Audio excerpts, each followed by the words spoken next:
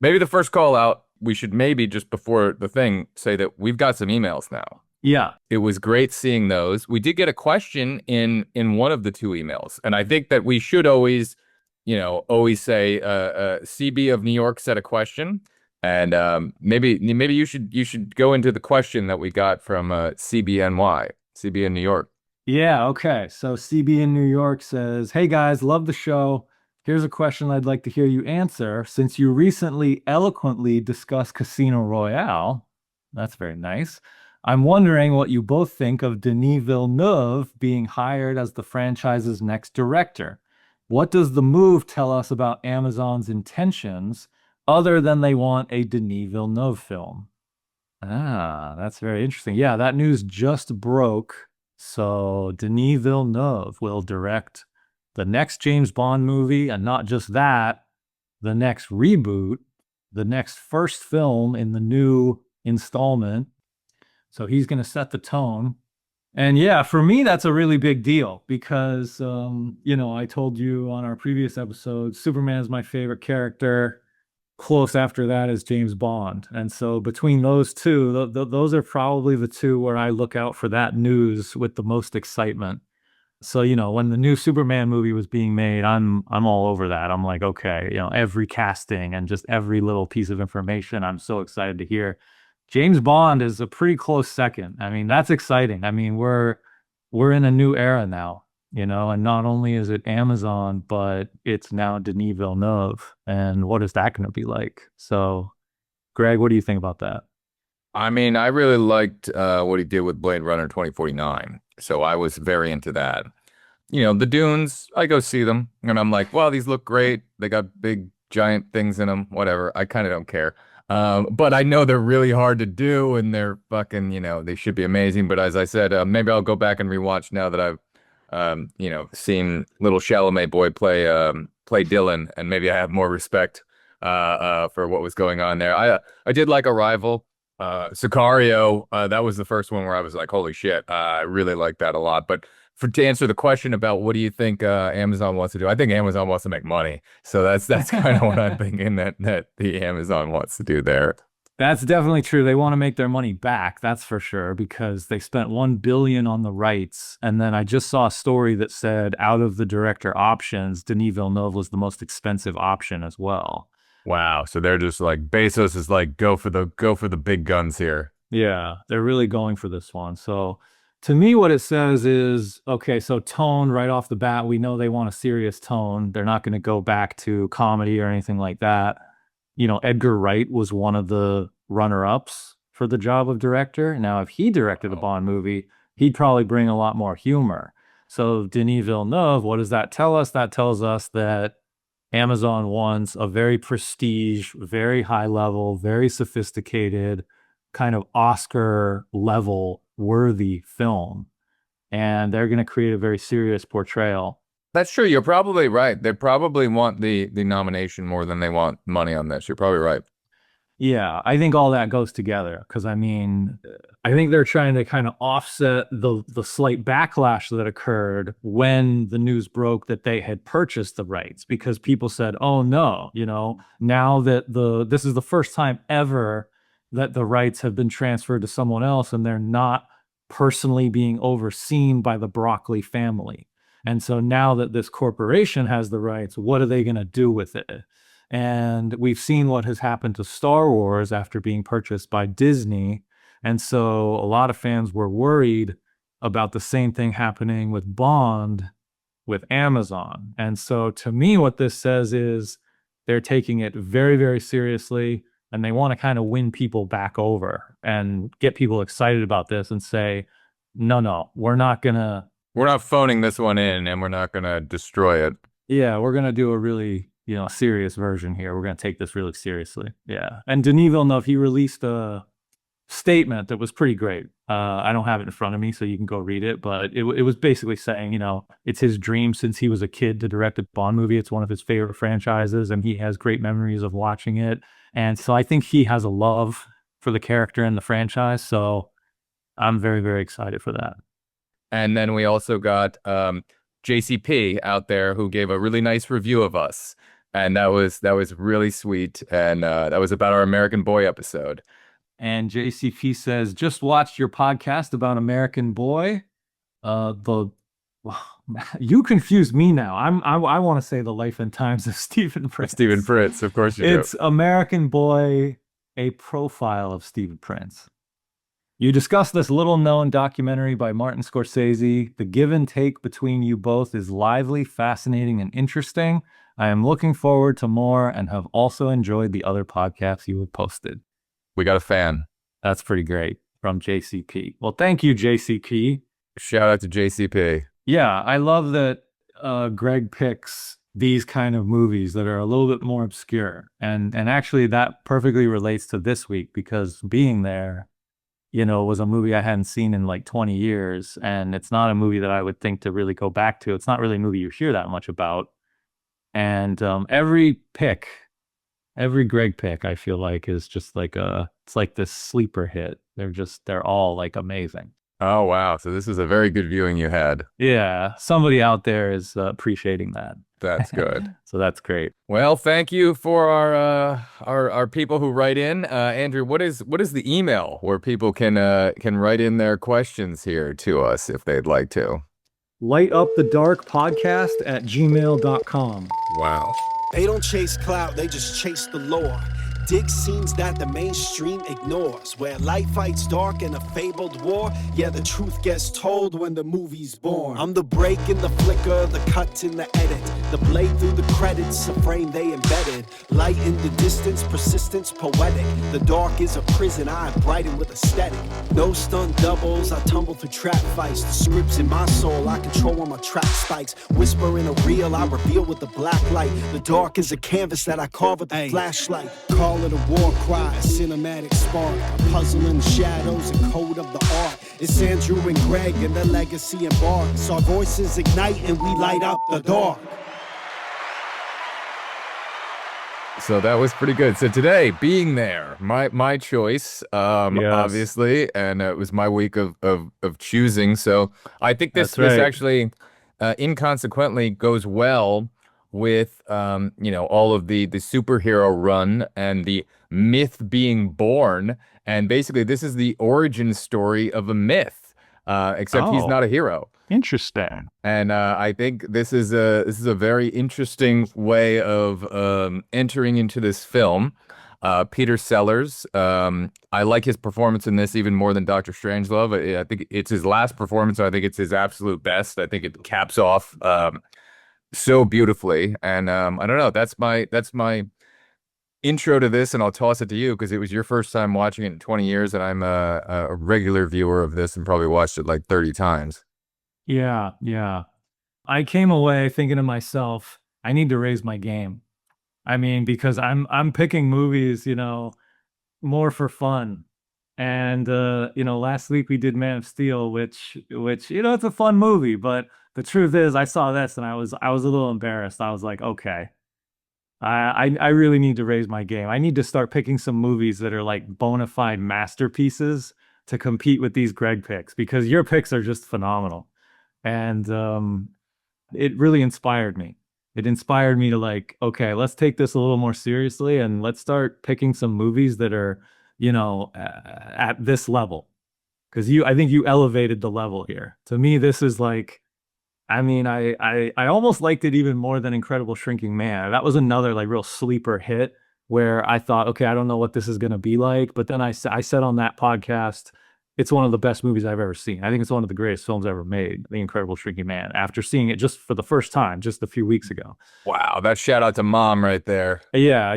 That was Mom's recommendation, Greg's mom's recommendation. So thank you to her for that. And then this week with Being There, I thought the same thing. And I think this one might be even better. I mean, this one really just blew me away. I mean, I came away watching this just thinking, wow, I can't believe I haven't seen it in so long. I saw it when I was a kid, when I was a teenager, liked it, and just never revisited it. And so now seeing it this time, it was almost like a first viewing. I knew what the ending was. I had remembered small little elements, but I didn't really remember kind of the overall effect and what the movie was really going for. And so, yeah, seeing it last night, I was absolutely blown away. Oh, this is gonna be a good conversation. Yeah. So I think this film for sure, it made me immediately think, okay, this is one of the greatest films ever made.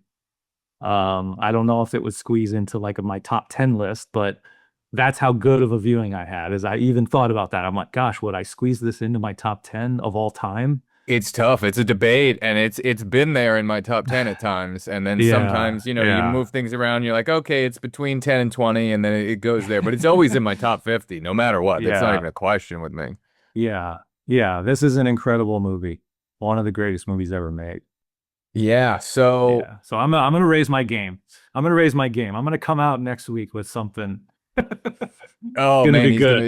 he's gonna do a switch Yeah. there because it was gonna be, in case anyone listened to our other episodes where we talked about what we're gonna do, it was going to be Uh-oh. Batman versus Superman, and now you're getting a little like, all Yeah, right, yeah. I'm getting antsy now. I wanna start picking some stuff over here. Let me get into my real picks. Yeah, yeah. I mean, look, I love Zack Snyder, okay? But going from Man of Steel and then being there and then Batman versus Superman, I'm feeling a little lopsided there, okay? I feel like I need to raise my game and start picking some movies that are bona fide masterpieces. You were pigeonholed into that because of the release of the new Superman coming out, and you wanted to get in Well, all the yeah. Supermans. I'm glad. I think we had fantastic conversations about Superman. I think you brought that whole series to another level to me, rewatching it kind of through your eyes. So I've very much enjoyed that. Well, thank you, sir. I appreciate that. Yeah. I'll say with this one, this was also a shout out to mom for like I remember the first time I rented this movie, it was from the library. We had a public library that had a good section of VHSs that you could take out, for free. And we went there and I saw the cover, and the cover is this very, this mansion and this guy like floating in the sky, like walking on the clouds. And you're like, what is this? And his back is turned to you. And my mom very much was like, "Oh no, that's you. You need to watch this." She was always good with Oh, like, really? yeah, she Another got me into. recommendation from Oh yeah, mom. she got me into so many movies when I was a kid. She was like, "Oh, you need to watch this." She was always up on me on like watch David Lean, like watch this, watch that. Oh, I wow. did David Lean as a kid, but David Lean as a kid to me was kind of boring for some reason. But this wasn't. This was during the time of like I loved anybody who had anybody who was different. I'll use those words. I loved Gilbert Grape, I loved Rain Man, and I loved Forrest Gump. And I think this is like the prelude to Forrest Gump in many different ways. Yeah. Except I think there's a lot different about this character than any of them. But as a child, I just loved the different aspect of those characters and the way they weren't normal, quote unquote. And specifically with this one, and it's almost more just on this viewing. When I was watching it last night and I was texting you, and I'm like, oh wait, there's some things I'm picking up on this, even though I've seen this movie like 30 times. That now I'm looking at it through Andrew's eyes. That's a current. Incredibly deep. Yeah, incredibly Yeah. deep. No, really. I mean, I was watching it thinking, I can't even count the amount of layers that this movie has. I mean, just layers upon layers. I mean, every line of dialogue, every word, some of the individual words they use. I mean, not to spoil, but at the very end, the guy says, "Our only chance is Chauncey Uh-huh. Gardner," and just Yeah. the word "chance" is. And so just the whole script is like that. Yeah. Chances played on so much within that, and then the layers that are put in there of just like, okay, you've got the Rand's wife named Eve in there, Eve. like every aspect of things, Yeah. and I want to talk about the layers of that within how Ashby looks at stuff, because I think he's putting a lot of jokes in there, even on those subtext levels, to play around with things as well, because he was also not a religious fellow, especially even back then. So him layering those things in is not him like having a deep connection to these things. It's him. I don't know the words for it, but it's he's definitely a jokester in many ways and does satire, throughout his career very well. Like I was into Harold and Maude, huge when I was a kid. His first movie, The Landlord, very weird, wacky, off style, huge satire film. Very much having that, influence French New Wave, whatever, but that being his first film, and then going into Harold and Maude, and then he went on to what was it? I'm skipping one. I know he did Shampoo. The Last Detail with Jack Nicholson. That's another one that if it's not on our list, I'm gonna get that on our list at some point. Randy Quaid being in that. That's like it's a very weird, different type of anti-war film, but also a road trip, fun friend story going on within there. So there's and he has a cameo in this as well. I think his best cameo is in Harold and Maude, but he has a very small cameo in this scene. I'll send you a screenshot of it after. He's long-haired, long white bearded man who grew up kind of like Mormon, left that, and then kind of came a hippie. And I think he started out as an editor. He edited something. I can't remember what it was. But then, after he did The Landlord, and then right after he did Harold and Maude, it was just like, oh, I think Harold and Maude is an absolute masterpiece to me as well. So Okay. that's all right. Yeah. Enough ranting from me on this. No, he's not a director I have great familiarity with. I saw Nobody Being does. There. Yeah. Yeah, saw Being There when I was younger. Probably I saw Last Detail, but most of his films, other than that, I think I haven't seen. I never actually saw Harold and Maude. So there's a bunch of his movies that are pretty well known that I have not seen. Did I put that on the list yet? Harold and Maude? Yeah. Okay, as long as it's And on there, yeah, I because mean, that's after this yeah. viewing, honestly, it did make me want to go back and watch his other movies because I was so impressed. All right, we'll save that one until it comes up on the podcast in 2032 or whenever I put it on there. Yeah, I don't know much about him, but probably a genius based on what I just watched with this movie, though. That's what I would say. Also based on a book I saw. Yeah, so I actually did, and I never looked into the book, but I actually did research last night on that to find out how different the book was versus this. And it's very close, but I was curious about that too. yeah, it's very close. There are, and the book is very short. It's like 150 pages. Oh, So really? it's Almost like a short story. yeah, and they have very certain differences within there that they've kind of added in. The ending shot is not in there. So that's obviously put in there. The whole thing Interesting. with Raphael, I have a message from Raphael that is Oh my placed in here. gosh. So Yeah. that whole scene when he walks out of the house at the beginning, we might be jumping around, but anyway, let it go. Yeah, it's The whole fine. scene when he goes out of the house, he immediately gets hit by the car in the book. And that's Right. interesting. So Okay. all of that 2001 music and him walking and exploring and talking to Raphael, going in front of the White House, that whole sequence is added for the movie. And it might even be just added for time's sake, because a 150-page book, if you put into a movie, you might be like, well, we got an hour and 10. And you're like, we might need to have more in this anyway. So I think within those sequences, you can kind of see what he's trying to say.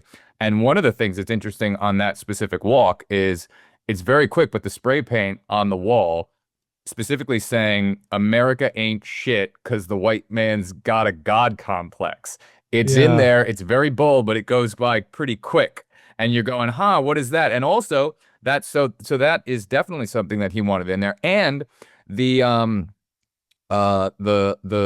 the maid who raises him from the beginning, who like talks about his like little penis and he can't do anything with that. You're never going to find a woman with that thing. And anyway, I'm leaving. In the book, apparently, she's from Jamaica. She leaves, and a day later, when the two people arrive to assess and kind of get him out of there, they inform him that, oh yeah, she went back to Jamaica and died. Like in the book, she's just gone.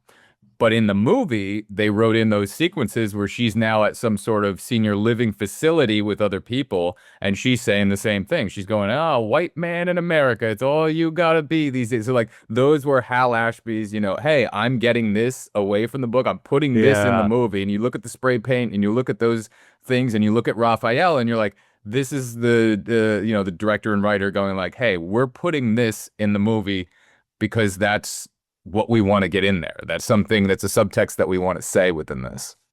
Yeah, I think for me, okay, you ready? I think a good way to start off the discussion of the actual film, hopefully, it could be me saying this, which is I feel like I could tell right away the movie was going to be great. It's one of those movies where you press play, and within probably about a 5 minute period, maybe even faster, I thought, okay, this movie's going to be great. Like I can just tell.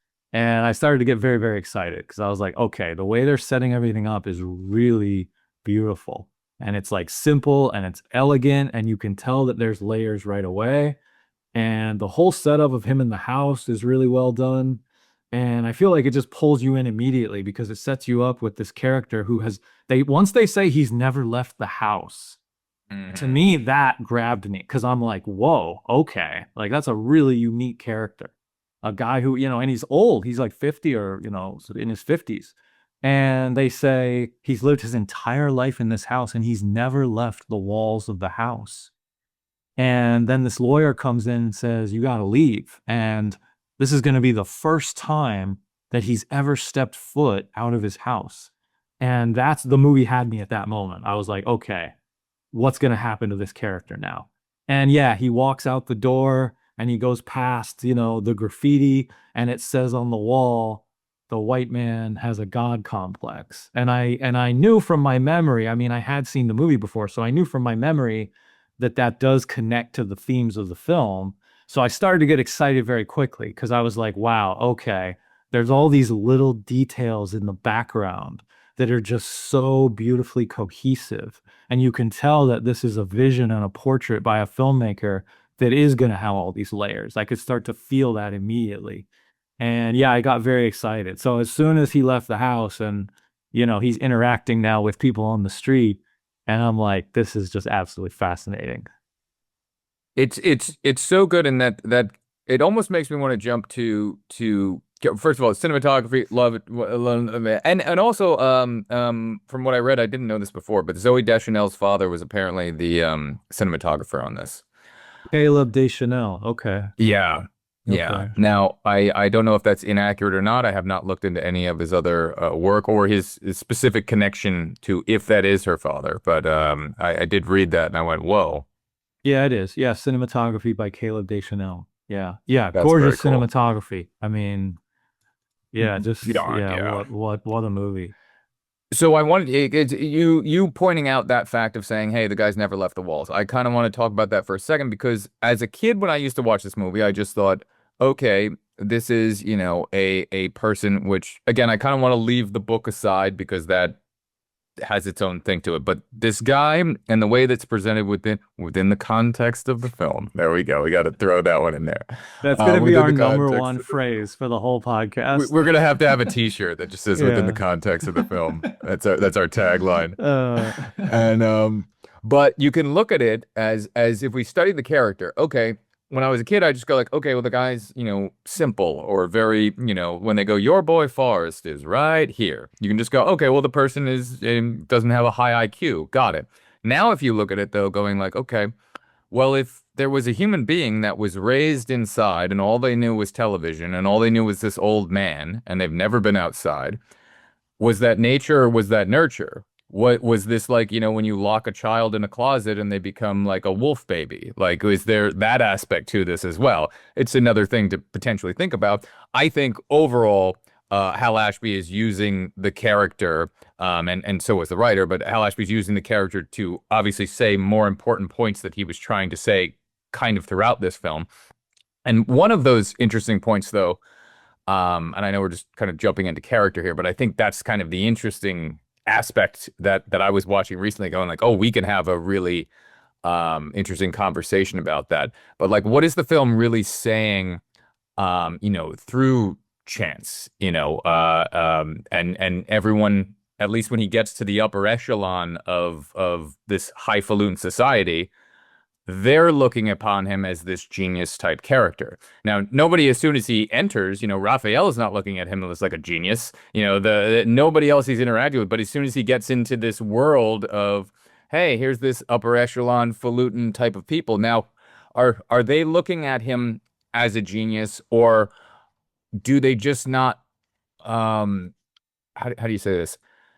Do they just not want the truth? They want like affirmation. they don't want to go against this thing. And I think there's a very specific moment in there where there's I don't know if you heard them or not, but when Mr. Rand is talking, when he's finally sitting there with the president, and there's these two bells in the background, this ding, ding. It's an actual moment when the president says something, Rand says something, then Chauncey speaks, and then there's this weird hush of like, oh, wait a minute, they're all going to catch on. Like, this is going to be the moment where they realize that, like, the things that he's saying, and he's not doing it to put on airs or pretend to be whatever. He's just being him.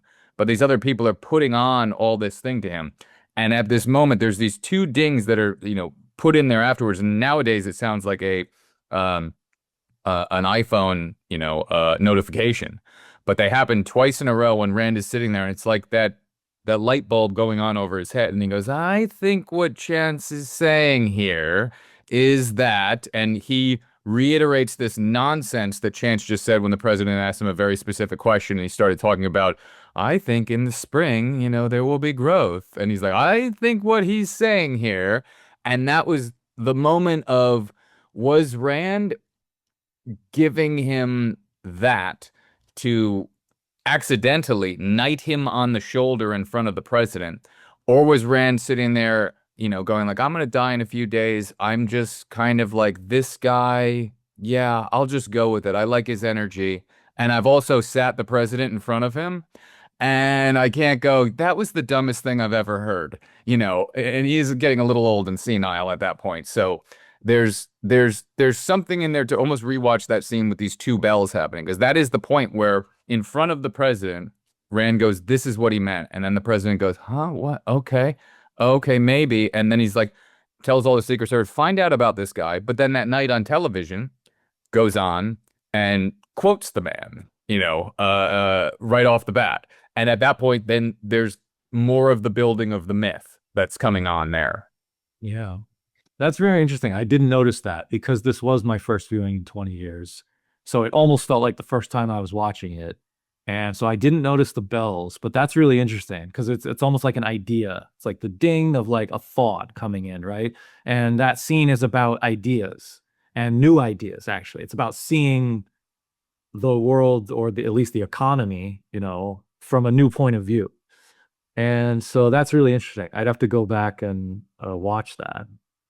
The way I interpreted the introduction of all of this and kind of the way he infiltrates, if we could use that word, or sort of stumbles into, this very elite world of these rich people and, the president, politicians. I saw it as it's because of the way he's dressed, actually. I loved how they set it up at the beginning where Chance meets the lawyer and he brings the lawyer and his partner through the house and he explains his life. And he says, the old man who is wealthy lets me wear whatever clothes I want that are his clothes, the old man's clothes. So these are a rich man's clothes. These are beautifully tailored suits.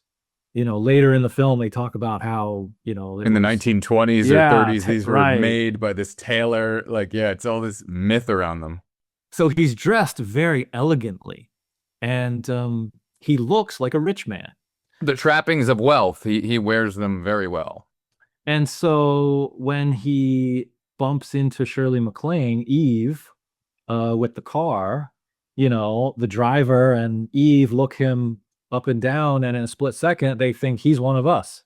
He's a rich man. And then when he's brought in to Rand's estate and he meets Rand, they all just assume that he's this incredibly wealthy, successful man. And so they give him this immediate respect, and I do think that the way that he speaks, it might be quote unquote simple in that sense, but it does have this very interesting kind of calmness. And there is a kind of wisdom to him that is fascinating. And I think that's why it works, that they can interpret what he's saying almost any way they want. But yeah, that's how I saw it. I saw it as actually the way he's dressed is a huge element of this. Big time. If he walked out, Yeah, if he walked out in shorts and a t-shirt and they hit him with the car, they would have been like, "Oh, this person's going to sue us. Get rid of him. Drive away, driver." It would have been over. But he has this older, nice. He carries himself a certain way, and they look at him and they go, "Oh, he's wearing $5,000 worth of inflation adjusted, but $5,000 worth of perfectly tailored outfit, and his hat and his umbrella that he's wearing." But you always trust somebody Yeah. who walks around with an umbrella. Yeah, he's super stylish. And actually, I just thought of this, that it probably comes from quote unquote the old man. He called, Chance calls him the old man through the whole movie. Later in the film, they say his name is Mr. Jennings. Right, but when he says Rand reminds me of the old man, she's thinking the old man is the way of saying your father. So she's thinking at that point like, oh, he's saying he reminds him of his father. Like everyone reads in a little bit more to what he's saying. Yeah. You know what? It probably comes from the old man, Mr. Jennings. That's probably how Jennings behaves. And I'm assuming that, because we know that Chance copies everything he sees, right? Yeah. So I bet that the way Chance behaves has a lot to do with the way Mr. Jennings behaved. And so Chance has acquired the behavior of a rich man. Now, the interesting thing there is what you said is Chance copies everything he sees. Now, what we know is that he copies everything he sees from TV.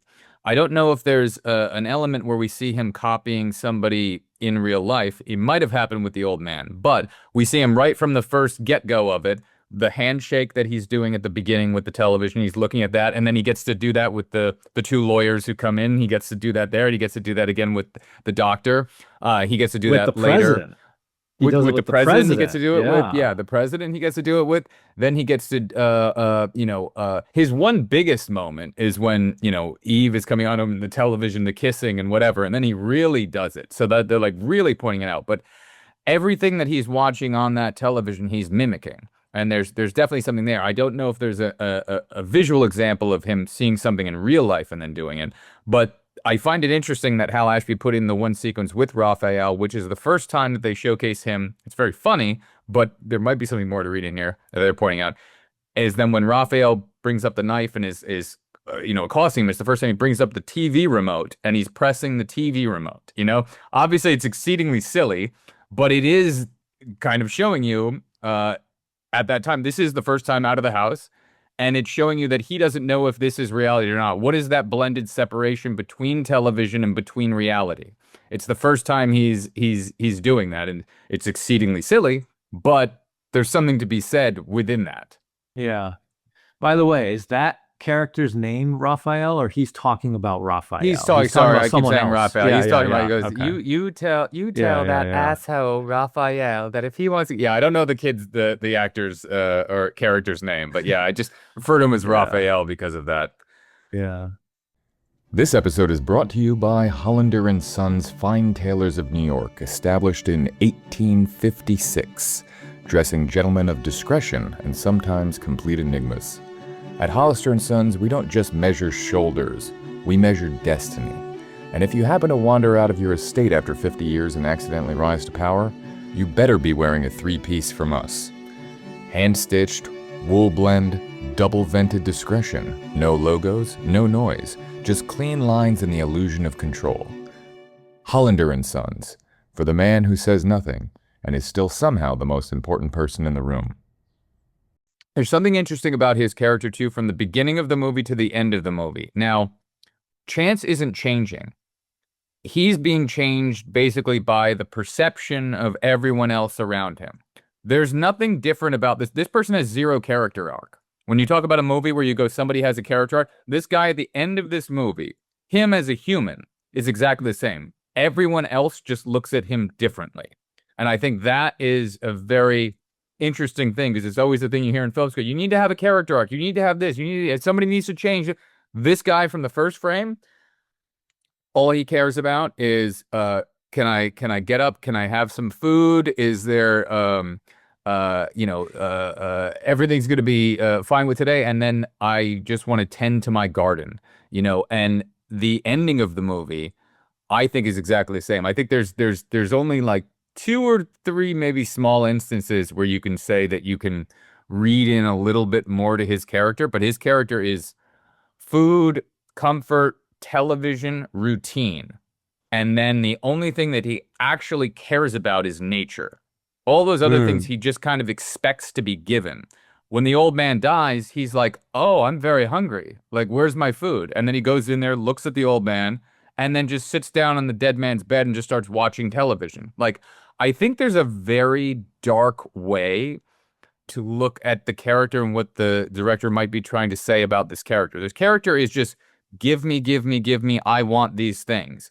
Every single time this character says, I understand, he doesn't understand. Not one time. He's just mimicking things that he's done in the past, and he wants to eat, he wants comfort, he wants television, he wants routine. Each one of those things are just the exact same thing over and over. Like when Mr. Rand gets there, he's like, what do you want? I want to be here now. I want to work in your garden. Like all he cares about is my next level of comfort, and I just want to be able to have this. Like it's a very different perspective to be able to look at this versus the, oh, okay, it's just somebody stumbling through life, and then there's this. Like, but there's no malice behind anything that he's doing. He's just an empty vessel that just needs those things as a human being would to go through their life. And again, probably not a popular opinion about this character, but it was something when I was watching it through Andrew's eyes going, there could be something here to talk about.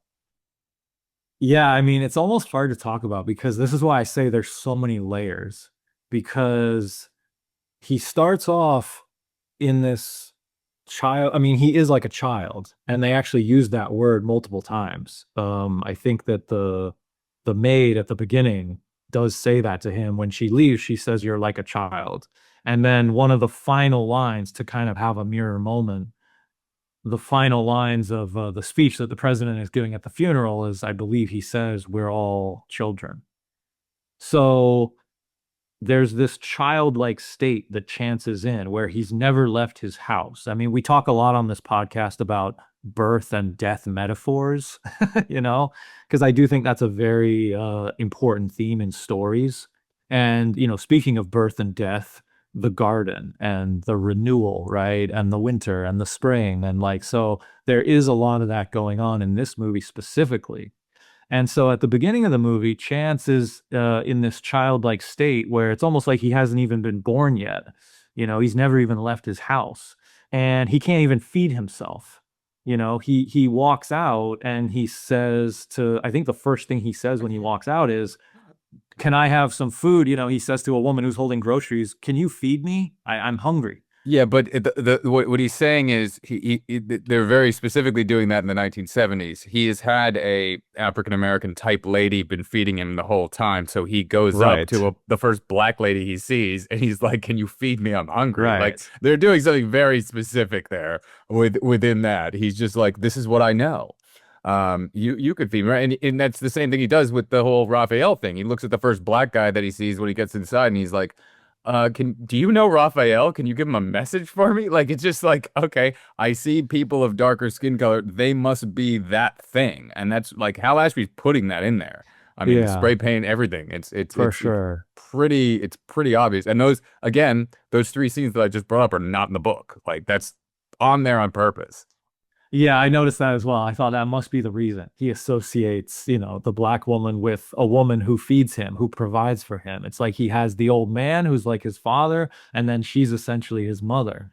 And so he asks to be fed. And then when he goes to Rand's estate later, they offer him water, and he goes, "Oh, yes, I'm very thirsty." He says, "I'm very hungry and I'm very thirsty," a lot, especially at the beginning of the movie.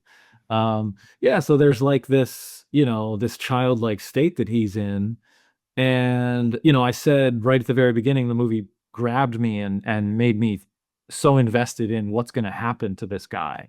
And I mean, one of the best shots in the movie right at the very beginning is that tilt up to the Capitol building when he's walking, you know, between the highway, and you're hearing the music from 2001: A Space 2001. Odyssey, right? It's so good. And these are like his first steps. You know, I thought about like the apes in 2001, you Yeah. know, at the beginning, and I thought there's a definite parallel there. And so, yeah, just right away, I thought, okay, this is fascinating. I mean, we have, you know, a character who is essentially being born and he's now going to go on a life journey. He's now going to leave his home, and where is this journey going to take him? And what do you think about what I said there? Because this is seeing a character going on a journey, yet he goes on a journey and he learns nothing. Do you agree with that, or do you have pushback to this? Okay, so there's a term I believe called a catalyst hero. A catalyst hero is a character who does not change over the course of the film. This is very common in like superhero characters. Um, you know, uh, in modern day, superhero movies have brought character arcs to superhero stories, but it's very common for like a character, who's very strong and powerful, who has a kind of point of view on the world, that the film will portray as correct or as having some kind of truth. It's very common for a character like that not to change. And the idea there would be that that character is now going to change all the people around him. So yes, this is a character who does not change over the course of the film, but he changes all the characters around him. The two most prominent are Ben, Mr. Rand, and Eve. Those two characters go through transformations after meeting Chance. And then there's a more minor one with the doctor, where he's left on this final moment where he says, I understand. Like, He it's questions like, it. He says it yeah, twice, like, and the second time is a question. yeah, the second time is a question where it's like, so you feel like there's been some sort of awakening or some sort of like spark of like he's gonna rethink the way he sees the world, perhaps. But Chance very much changes Mr. Rand. He makes Mr. Rand accept death. Ben says in the movie, after I met Chance, for some reason, I'm more at peace now with the idea of death. And it's almost like because of Chance, he can now die. And we're kind of skipping ahead, but there is this kind No, of no, passing of the it's good. torch where Chance essentially replaces Ben. He becomes his replacement. The two sort of switch positions, and Chance becomes like the heir of Ben's place in the world. So Ben changes over the course of the film because of Chance. And then Now, Eve, no, go ahead. well, then Eve also has, I don't know exactly the right way to put it, but almost like this sexual awakening, or there's some sort of awakening where she's more in tune with herself. There's like an inner self that she's become, at peace with, where after her whole experience with Chance, the last scene she's left with is this moment on the balcony where she's almost like in this state of ecstasy, and she says to Chance, you have set me free. So this is a character who that's what he does. He sets other people free. And maybe it's because he's already free. It's a very good way of looking at it. I'll give you maybe the same thing, but a slightly different perspective potentially is that did he set them free, or because he doesn't set people free wherever they go, like the Raphael type character, guy, whatever. Those people Well, see he tries through. to. Those people see through his stuff, though. He tries to, because remember there's a little moment with the police officer at the very beginning where Chance sees a tree and he Yeah, it's walks right. up It's right to the after the police Raphael officer. scene, and he goes, "Hey, Yeah, there's and something he wrong with the says, tree." right, and the police officer is kind of like, okay, Now obviously Chance doesn't spend enough time with that guy to change his whole life. But if he did, if the movie veered, if it was a different story and he spent now time with this police officer, I imagine that police officer, after spending a week with Chance, would be a changed man. Potentially, it could be the Forrest Gump scene where he wipes himself off on the yellow shirt and hands the guy over, and there's the smiley face, and then he's going. Right. He could have done that. Yes. I think another way to potentially look at it though is Chance. I think it's weird to say Chance is changing, because I think that means that there's an active will of him deciding to do this. I think the weird dark horror of this is that he's empty, and this emptiness is mistaken for depth, especially by those who are kind of like desperate for meaning and leadership or comfort. And I think when he gets to this upper echelon of the elite class or whatever, which is very a specific thing they're kind of talking about here, those people are almost looking for anything outside of their bubble world that they're in. Like specifically, like every aspect, once he gets behind those Rand gates, he's now behind completely different gates. He went from being gated in one community in one house to now I'm gated in this other community. And I love the Rand thing that like 300 millimeter zoomed in shot when the Rand estate opens up and you get to see the cars coming through of the Secret Service. And in the background, you see McDonald's over in the upper left-hand corner. Like you see this far away, that's them, and this is us Right. behind these gates. Chance has now come Mm. behind these gates again. And I think to those people, he does wear all the trappings and he wears all of the things. So they look at him going like, I haven't seen anyone like this. And no one else would be so profound to be able to put on this type of thing in front of us. And there is this air of childlike wonder about him. So when people do see that, I don't think he's specifically just changing them. I think he is still that empty vessel, but they're allowed to finally do what they want to do, which is Eve would like to say, I don't want to be fucking this old man anymore. And I would love to be able to give that a little bit away. Mr. Rand would love to let go and stop sitting there going, sell my stocks and do this. And he cares for Eve and he cares for this and he wants her to be left with somebody else, but he's able to now leave her with somebody who's not like some backstabbing friend who's always wanted to fuck Eve for a long time. He's going like, oh, you are the gentleness I've been looking for in life, and you are this and you are that, and I'm putting that upon you, and now you can have my Eve. She's a delicate flower. And when he says that flower, I think that is one of the only things that Chance does understand, because then he's made the connection. Okay, I know how to tend to a garden, and you just called her a flower. Now I get it. Eve is this, but I think there's also still that other aspect inside him going, I will be able to stay here and get food and warmth and comfort, and I can tend to the gardens. He's not doing it in an evil way, Yeah. but it's out of necessity for survival in an aspect of it. Yeah. Yeah, that's why the movie is so profound and has so many layers, is because there's this irony to the simplicity of he's actually a gardener and he just wants to work in a garden. But then there's this other element of he helps people to grow. You know, he inspires people to grow, you know, spiritually, essentially.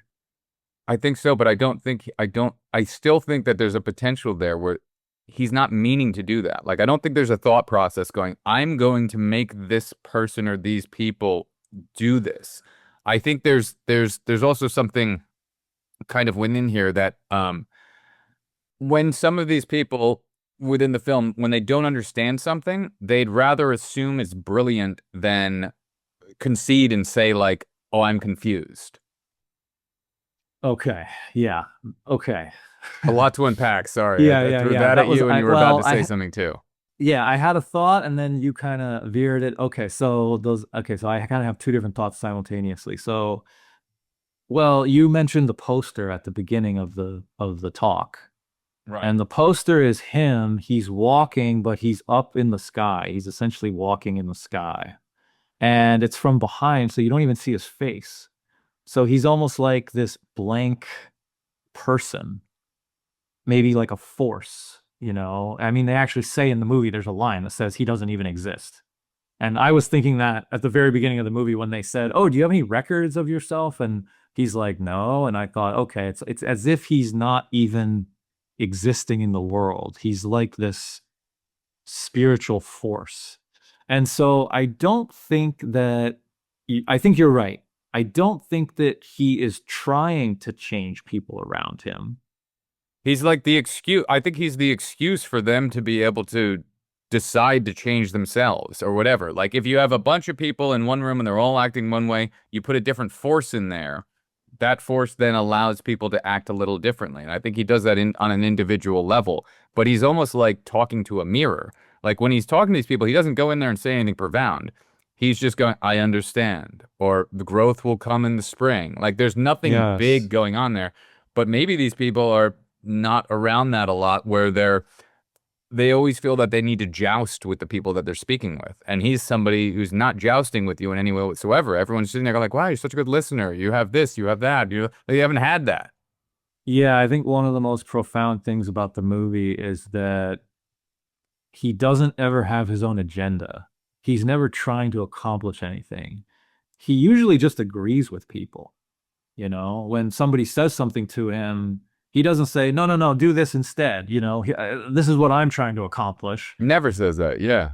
No, he just says yes, or just some alternate. He almost like rephrases their own sentence back to them. He doesn't really even question. Like, he doesn't sit there going, why are you doing things like this? Why are you doing that? He doesn't, there's zero confrontation from his character.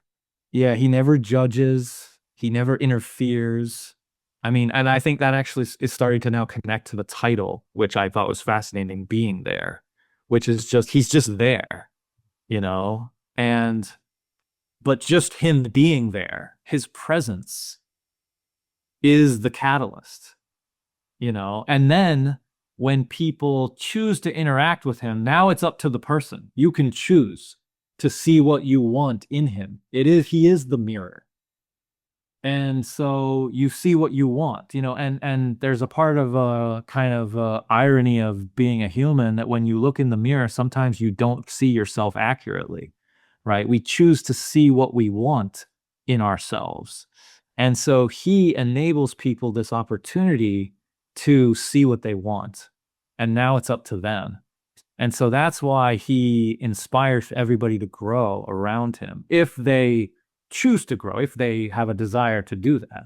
And some of the characters don't, I mean, at the beginning of the movie on the street, those characters are all kind of cut off. They're in their own world, and he comes up to them and tries to talk to them, and they just run away, or they threaten him with a knife, or, whatever it is, but they're not interested. They kind of take him at face value and just say, man, you're crazy. Or, oh, he's scary. He asked me to feed him or whatever. And they run away.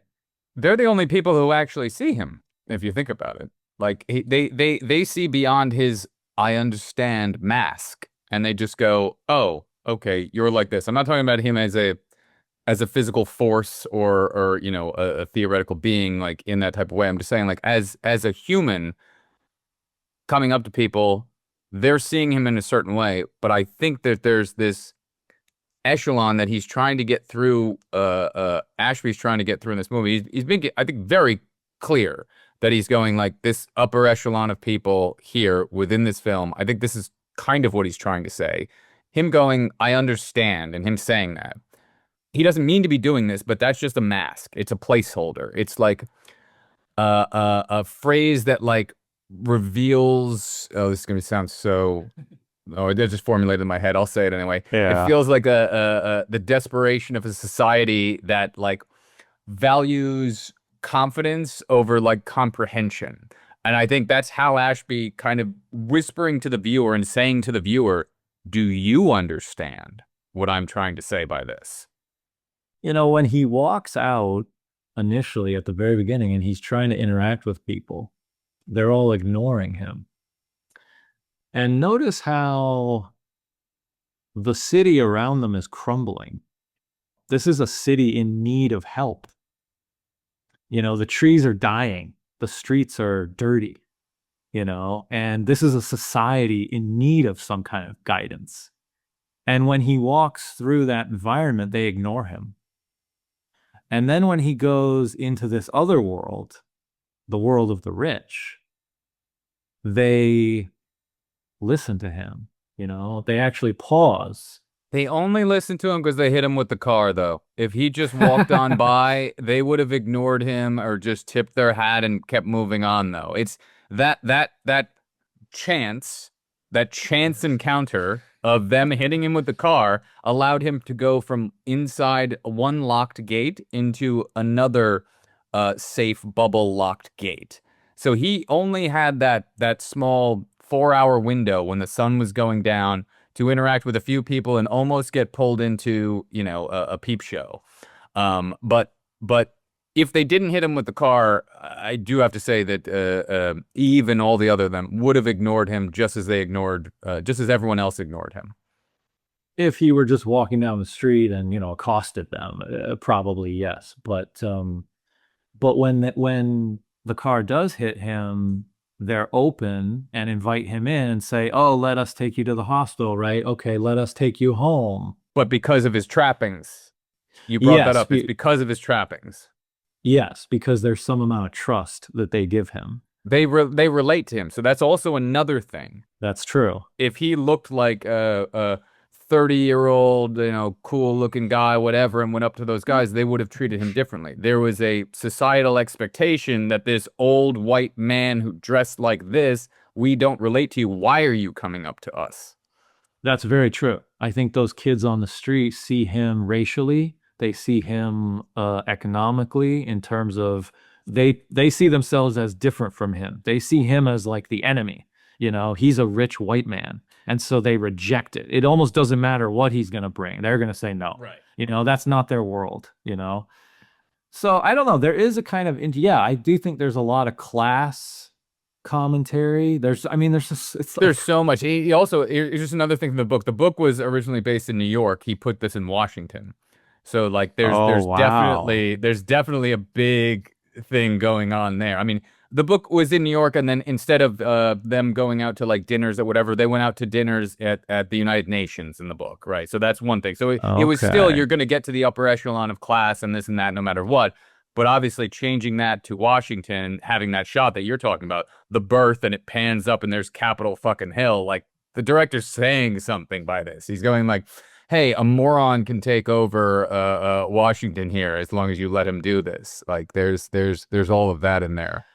Yeah, I could respond to you. Keep saying like moron, and he's really dumb, and I know. I gotta figure out a better word for it. Like I said it before. I said he's an empty vessel. I think that's what the director is kind of using him as. I see him as actually this profound character. I mean, I actually do agree with the idea that he is a profound character, that he does have a profound wisdom. I actually think that's true. That's where maybe you and I start to sort of split apart. So that's maybe something we could explore. I don't know a little bit, because yeah. I think that's the whole meaning of the film, is that it's looking at everyone else around him going, you people don't see this. And I think that's the whole Hal Ashby thing of the movie, is that going, none of you people see what's going on here. It's much funnier in that type of way. And that's why I kind of think it in that I don't know, that Forrest Gump aspect to it or whatever. But Forrest actually is a totally different character. But what I'm saying is, I think the commentary that he's trying to make is more about the people who don't see that. Because otherwise, if I look at the movie and I go, oh, wow, he's a profound character, that means that all those people sitting there around him think he's profound, and they're profound for seeing his profoundness. I think him not being profound, but everyone else around him thinking he's profound, is kind of the meaning of what they're going for there. Even that has layers, because I think that you could easily read it that way. I agree with you. You could see it as he's actually very dumb. He's simple. He doesn't understand anything. He can't even read or write. He doesn't understand politics. He doesn't understand the complexities of the economy.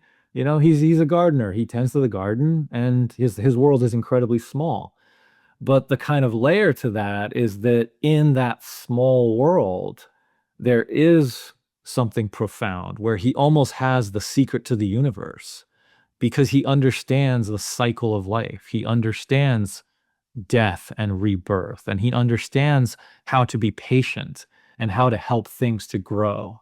So he has this leadership quality where he's very calm and he knows the direction to go. And he's going to tell you, what do we need to do in order to have a healthy anything, a healthy society, a healthy garden, a healthy life, a healthy worldview. Nowadays in our modern world in 2025, we talk a lot about mental health. And one of the lines in the film is Ben says to Chance, I forget the exact word he uses, but he says something like, you seem to be a man who's very much at peace. That Chance has this peacefulness. He has this serenity where he doesn't want anything. He's not a man who's in conflict with himself. He's a man who's completely at peace with himself. And so to me, the layer is that when he brings that kind of simple, peaceful mindset to what we consider as a normal person, it's the contrast that it shows how actually crazy our world is. It shows how everybody's wrapped up in their own agenda. And the way we think the world is in a normal way is actually very unhealthy. And so that's to me the contrast and the layer of like he's very simple, but he does have something profound about him that is very true that the world needs desperately. Yeah, and I'm not saying I don't agree with you on all those points because those are all the points that I saw the film for like years and years until I recently Yeah. was looking at it going like there's a darker way of looking at his character who is very not caring about anyone else around him and very selfish. There's a viewing of it that you can have where he just looks at his own thing. Ow, my leg hurts. I care about this. I want food. I want this. Eve, are you going to sell this place when the old man dies? Like, do I get to stay here? Like, there's every aspect of that is just about self-survival in certain things that he says. And potentially the only nice thing that he says to uh Ben in there, he goes, "I'm sorry you're sick, Ben." And it's the only time that he actually ever shows an inkling of care for anyone else. The old man dies, whatever. Don't care. Sitting on his bed, I'm going to watch TV. The next thing, like, move on, get me my food, do this, do that. What's the next thing I have going on? I mean, it's a very cynical way of looking at the movie and at the character, but I'm saying, like, you can look at it from this perspective because there are so many fucking layers. But when he goes, "I'm so sorry you're sick, Ben," is he also saying that I'm sorry you're sick, Ben, because I'm sorry for you and you're gonna die and I know what that means to die and then I will miss you? Or is he saying I'm sorry because I won't have food and a place to stay? Like which one of those two is that coming from?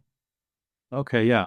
I agree with you that he has this detachment. And Eve even says later in the film when he talks to the press, she says, "Gosh, you're so cool and detached with the press," right? So he has this detachment where he is being there, but he's also not there in the sense that he's just watching TV. For so many of the scenes, he turns on the TV, his attention is on the TV, something's happening around him, and he just doesn't even care. And it can be life and death. It could be a man dying in the bed next to him, or in the opening scene, a literal dead man in the bed. And he just turns on the TV and he just watches the TV. So there is this like ironic detachment where he doesn't care about anything that's actually happening around him. And I think it's very interesting that it's the television. Like he's not somebody who connects with other people. It's very specifically going like, I could care less about you people. I want to watch the television. And like Eve, he doesn't even she picks up on it, but in a way where she doesn't pick up on it going, what's wrong with this man? When they're in the back of the limo the first time, he's looking at there like watching, and then he just goes over and turns it to fucking cartoons. It's Basketball Jones, and she's just Right. like looking at him. But she, instead of going like, wow, what the fuck are you doing? She starts reading in interests Right. and things. She's putting upon him, this man has all these trappings. There must be something deeper, but there's nothing deeper there. There's nothing deeper than he wants to watch cartoons. Yeah, he's this very elegant man wearing these, expensive clothes, and yet he just wants to turn on the TV and watch TV. Like, what's going on with this guy? Yeah. But that's her mind saying he's elegant. He's not elegant. He's just wearing somebody else's clothes who allowed him to wear clothes, and then he just wants to watch cartoons. He would sit there naked wearing Cheerios if the old man said, what people do is they sit here all day naked and eat Cheerios. He'd be like, that's okay. That's what I'll do. But he Yeah. noticed that from the old man, what you do when you wake up in the morning is you put on these clothes and then you go garden. And he's like, okay, that's what I do. But he Yeah. does seem to care. That's the only thing. He cares about nature. He cares about gardening. That is the one thing that he seems to care about. He cares about nature, and I do think he has somewhat of a care for people as well.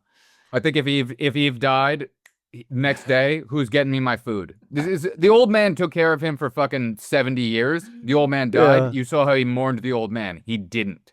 He did. Yeah. Who's gonna Okay. get me my food? She's like, the old man is up there, dead as hell. And she literally says to him, and you doesn't make any difference to you. Because it doesn't. And he's sitting there just going like, where's my food? He didn't have a feeling when the old man died. And that's the separation Yeah. of a human trying to look at, if we look at him as a theoretical character floating through life or whatever, or a physical force, he doesn't show any sort of remorse or anything or interest. He doesn't care. Sits Hmm. in the old man's dead bed and turns on the television. But at the same time, he never does anything deliberately callous. No, not at all, because he's Right. an empty vessel. That's what I'm saying. Like he is.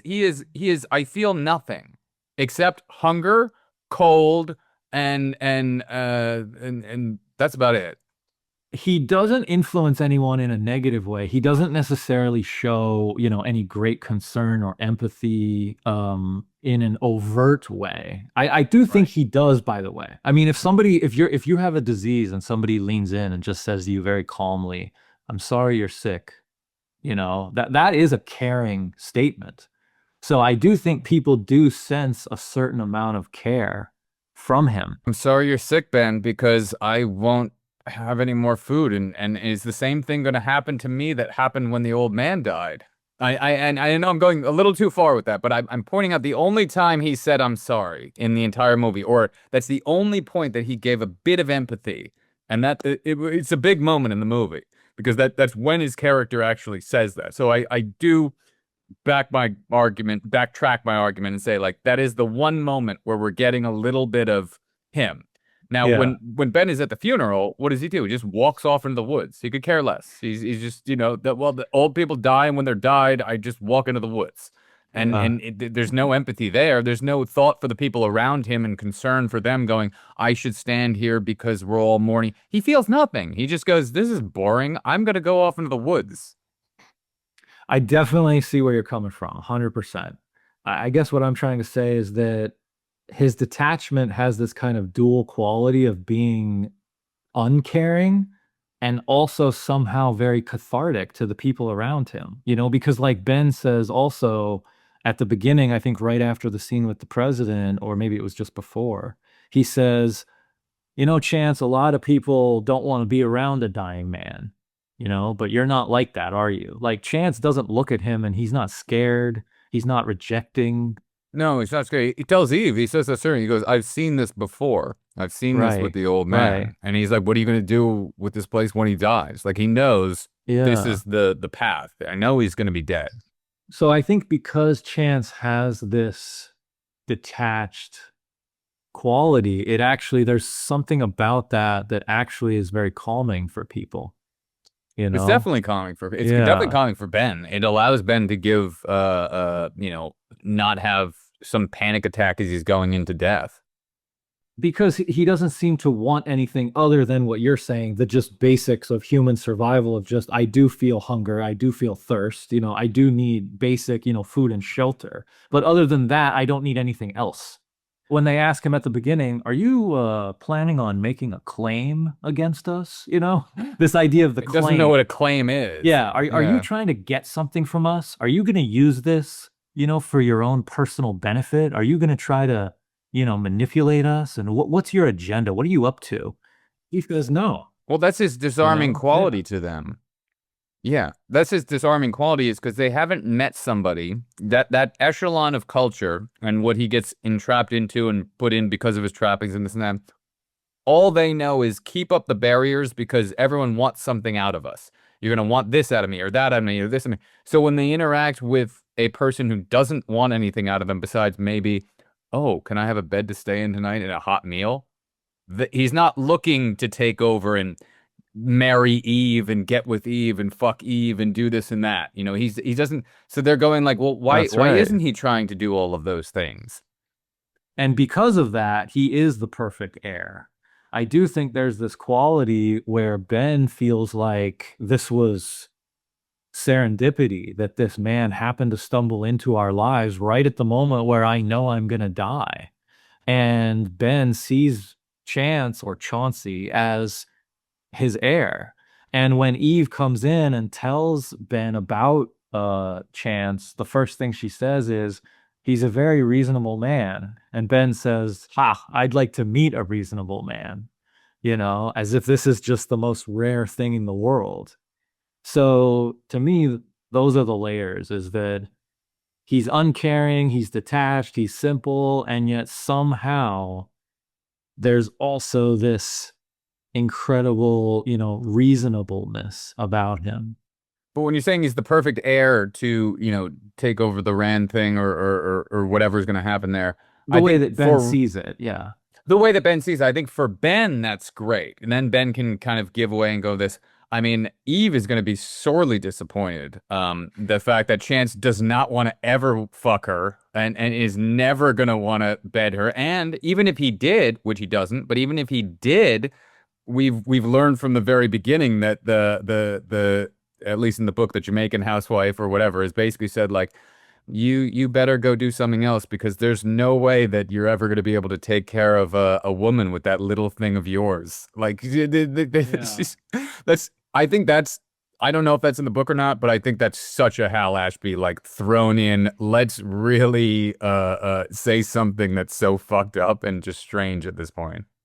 Yeah, I wondered what she was talking about, actually. I wondered She was talking about his penis. She said your penis is so small that you have no use. You can give nothing to a woman. That's what I thought, because it was to connect it with a woman. But I also thought you could interpret it as his brain, that his brain is small.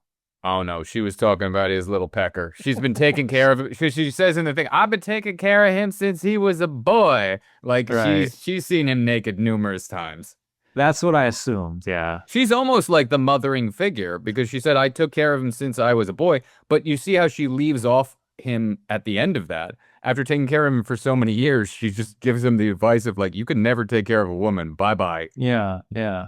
She's actually quite harsh with him. And I find it interesting that she treats him as if he is dumb. So again, here's an example of somebody who's not really open to his way of seeing the world. She's actually very closed in her own way, and she just puts him in this little box, defining him as he's dumb, he has nothing to offer anybody, and so I'm not, going to open myself up to be inspired by him.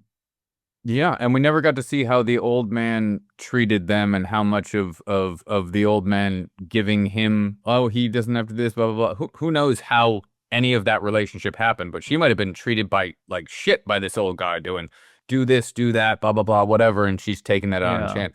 It's weird. We never get to know that. That's why he becomes like the mirror where, he interacts with some people and they say, oh, you're stupid. And they just dismiss him, and then he interacts with other people and they say, that's interesting. Maybe we could interpret that in another way. And perhaps that could actually be a beneficial way to see the world. This episode is brought to you by Hollander and Sons Fine Tailors of New York, established in 1856. Dressing gentlemen of discretion and sometimes complete enigmas. At Hollister & Sons, we don't just measure shoulders, we measure destiny. And if you happen to wander out of your estate after 50 years and accidentally rise to power, you better be wearing a three-piece from us. Hand-stitched, wool blend, double-vented discretion. No logos, no noise, just clean lines and the illusion of control. Hollander & Sons, for the man who says nothing, and is still somehow the most important person in the room.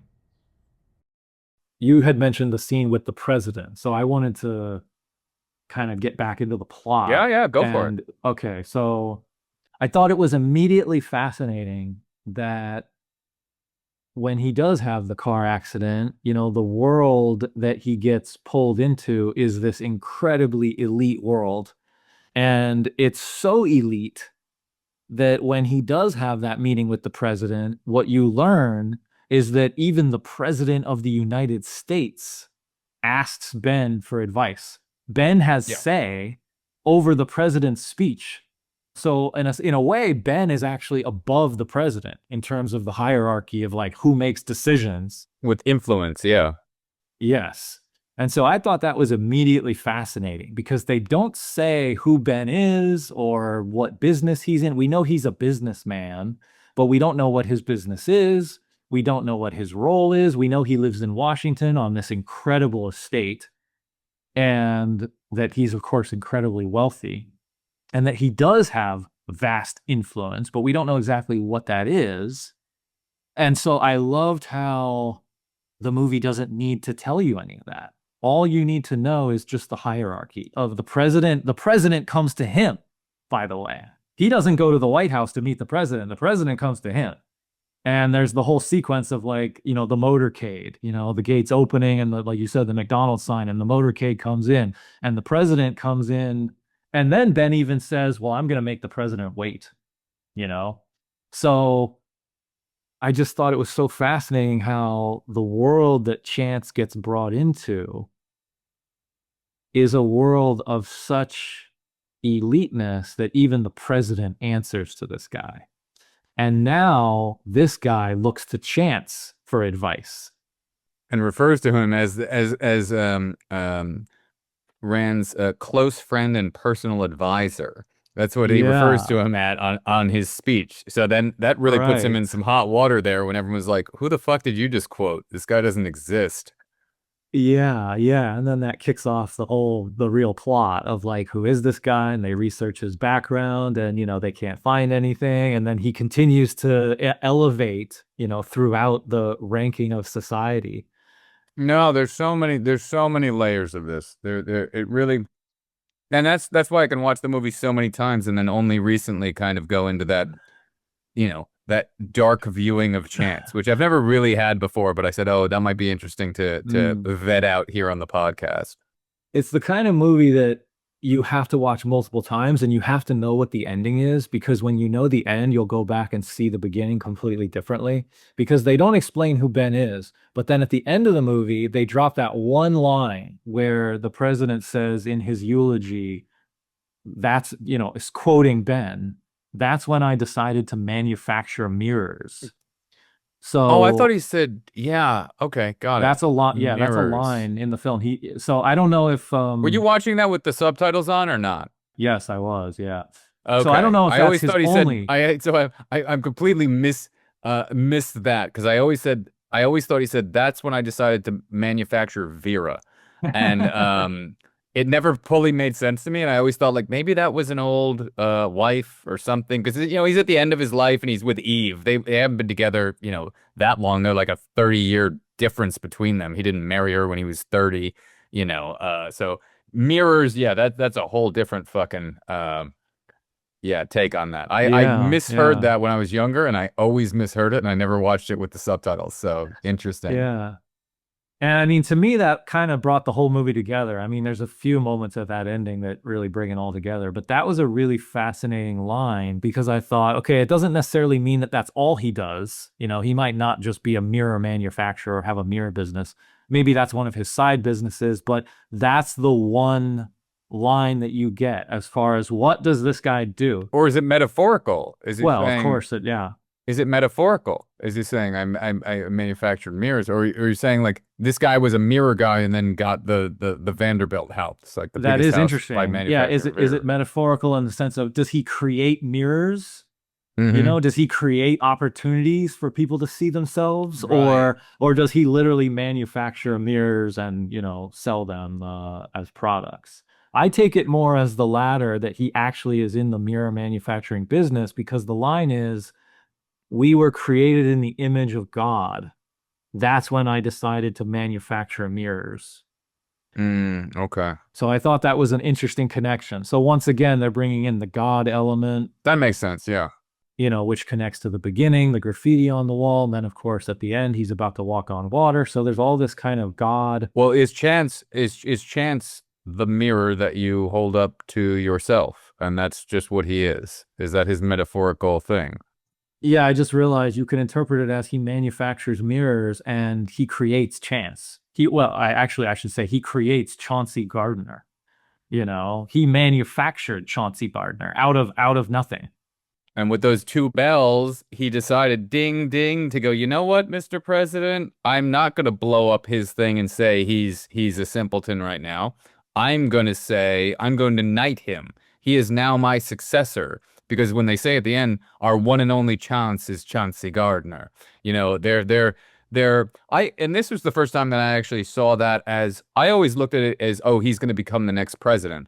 But they said if we want to hold on to the presidency, our one and only chance is him. Now, there's two ways to look at that. Either these people are behind the scenes and they're just going to use Chancey as a puppet and they're going to move on with him to become the next thing, or they're going to get this president reelected, which is the way that I saw it this time for the first time. And they're going to put Chance in a, hey, you're the head of the Federal Reserve or you're some other big thing or whatever. We need a certain sidekick to it. And I'd never seen that before. I always thought they're trying to brush him up to be the next president. This, for some reason, I looked at it differently and said, oh, maybe they're trying to find a different position for him.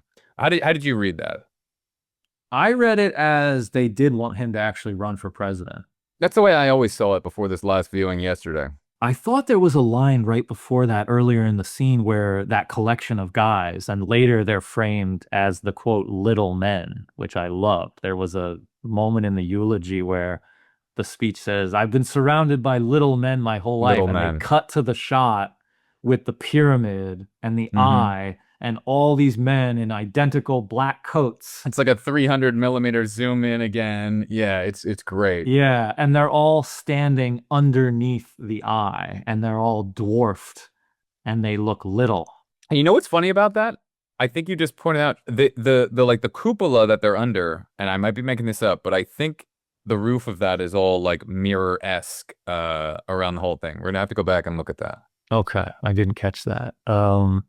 Because that's what's blocking the pyramid with the Eye of Horus at the top of it, is this cupola that's in front of the whole thing. You never actually see the pyramid in full. Yeah, we're both gonna go to it right now. Okay, you're right. We're gonna get to the bottom of this. But I wanted to say they actually say a line where you do see it once. I thought they had a line where they said, you know, we need to something like we need to get rid of this president, or something like this president isn't gonna make it. Yes. Yeah. No, our one and only chance is, yeah, we're never going to survive another whatever. Right. He's not going to make it. Oh, they actually say he's not going to make it another term. They say that. So they're looking to replace the president. Okay. And then they say that Chance, when he went on TV, he got a 95% approval from people, you know? That's true. Yeah. So on my first reading. All right. So there, I just sent you the screenshot of the one that I was talking about. It's not mirrors. It's glass or something, but it looks like a mirror reflection that's blocking. Oh, I see. It's glass, and it is. I mean, you know. Okay, so this kind of goes to the Kubrick connections. Kubrick would often. Yeah, use... here we go. All right, we've gone through enough where we could talk about Kubrick. Yeah, 124. Okay, why not? Bring him up. Well, Kubrick would often use glass as a mirror, and he would often use other surfaces like water as mirrors. And so a mirror doesn't have to be a literal mirror. It can be something else that's reflective. And so, yes, you're right. You actually do have a mirror here at the end of this movie. And that shot is so symmetrically like fucking, it's fucking gorgeous. Yeah. I mean, this movie is so Kubrick, it's crazy. I mean, you have the actual theme from 2001 in the movie. Yeah. Okay. Yeah. Obviously, Peter Sellers. And then there's just the scenes, the way the scenes are written and staged, and I just kept thinking of The Shining in particular. I don't know why. And the funny thing is, this movie came out before The Shining. Yeah, and I actually I looked into that when he specifically, because what I kept thinking of was The Shining. See, honey, he saw it on the television, and I kept picturing that going like, wait a minute, hold on, but that scene was shot yet not released prior to this, and they came out within a very short bit. There's no way one could have seen the other and said, hey, I'm going to change this or reshoot this or do whatever. I honestly wonder, you know, we think of Stanley Kubrick as this master who wasn't influenced by anyone else. I actually wonder if Kubrick was influenced by this movie, because this movie is clearly influenced by him.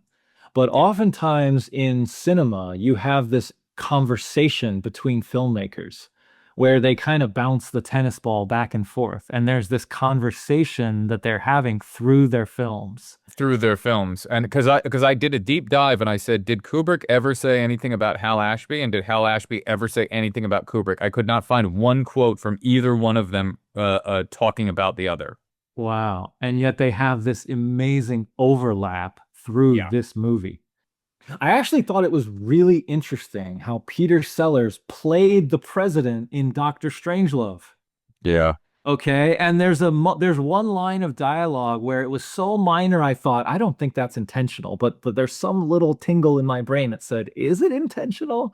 And there was a line where Chance says, I'm fine. And just the way he said the word fine, it reminded me of the great scene in Dr. Strangelove where the president calls the Russian president and has to inform him that there's going to be a bomb, you know, dropping. And Dmitri. Yes. How are you, Dmitri? I'm fine. And you're fine. And we're both fine. And just the way he says the word fine, and then it came back in this movie where he said it in the sentence. Just the way he phrased it was the same. Or sorry, not the phrasing. What's the word? No, that the cadence. What's yes, the cadence was the same. I would totally agree with that. There's no way that Hal Ashby was not deeply influenced by Kubrick, especially like we've already said, 2001. The music being in there is beyond belief. And then you cast Sellers. Like, yeah, there's no way he's not influenced by Kubrick. And the president in Doctor Strangelove was supposed to be a simpleton.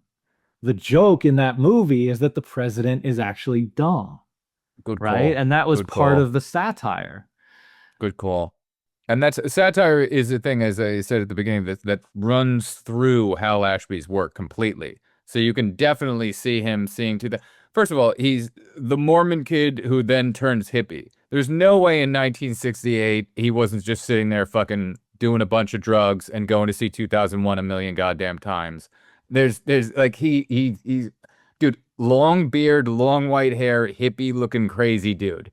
He was into 2001. He put the music in his movie. He cast Sellers. Forget about it.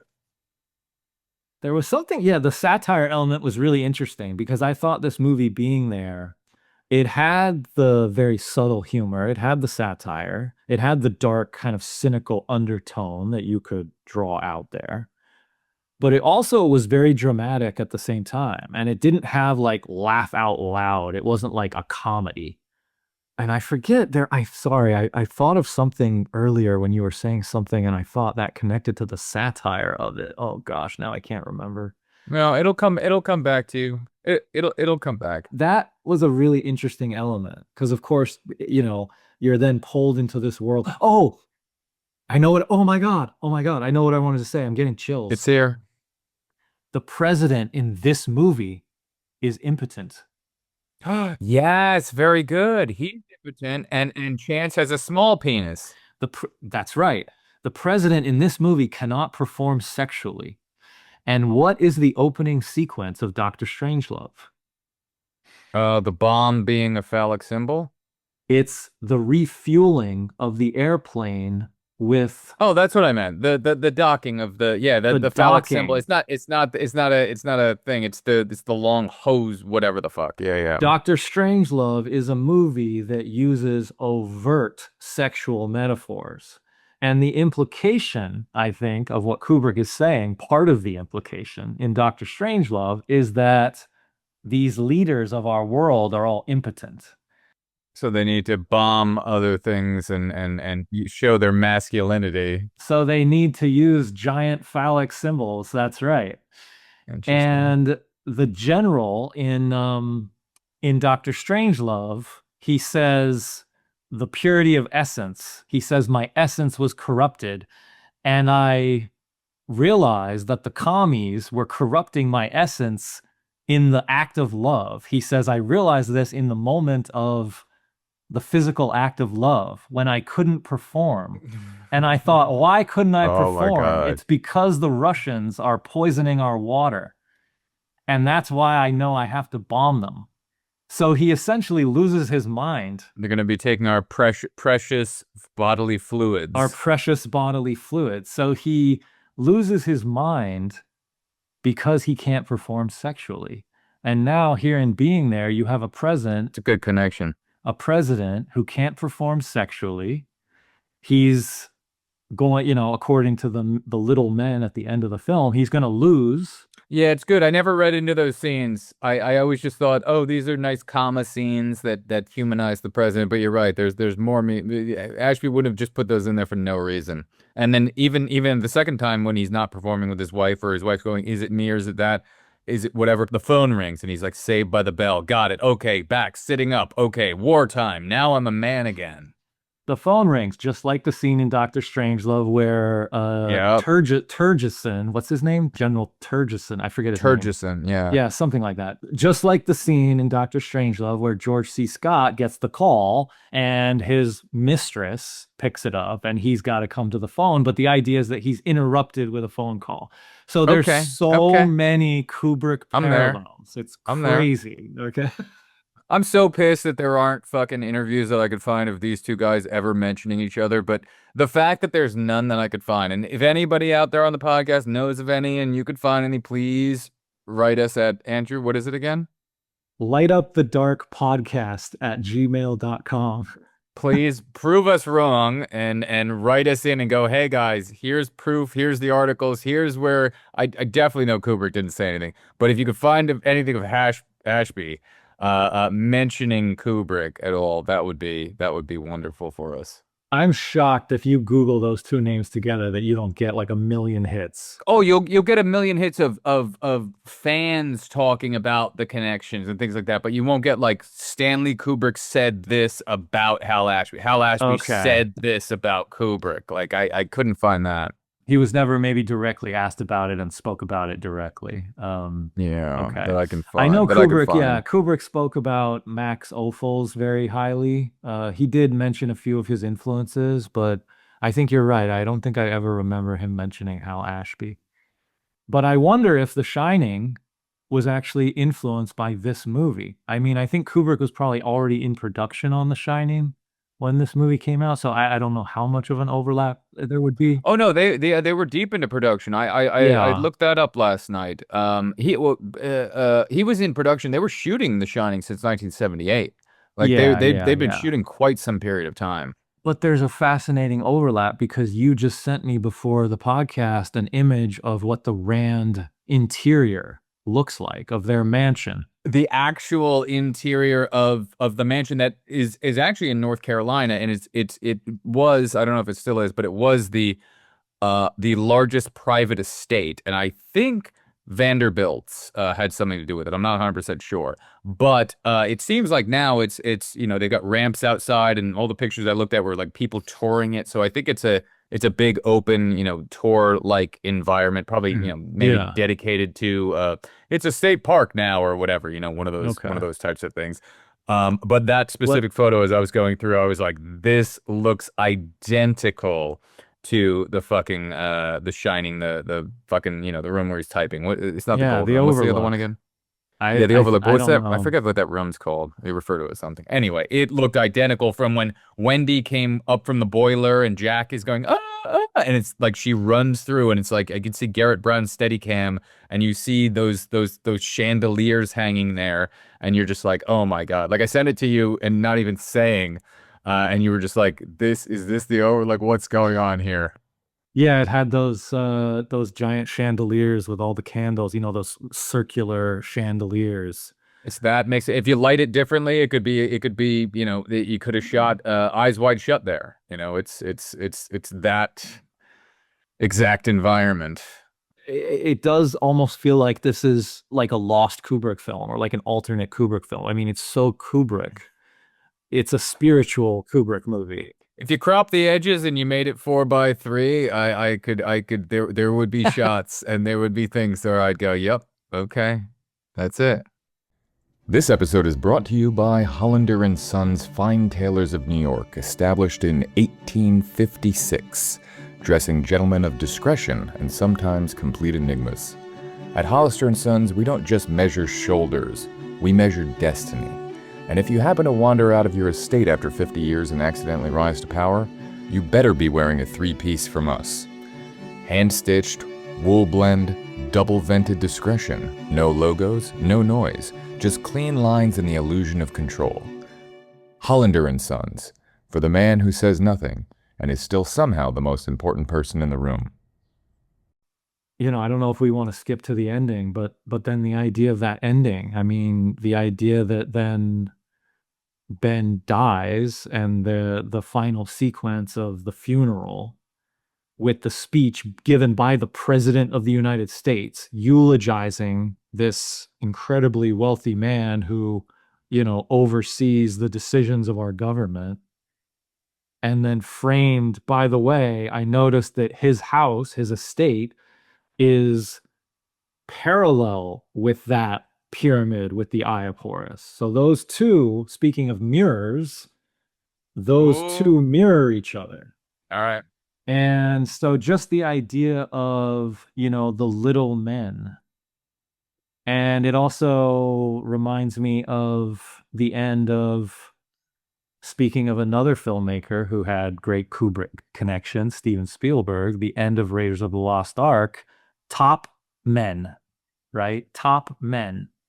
And now, where is this artifact that has great spiritual power? Where is it now? It's in the hands of top men.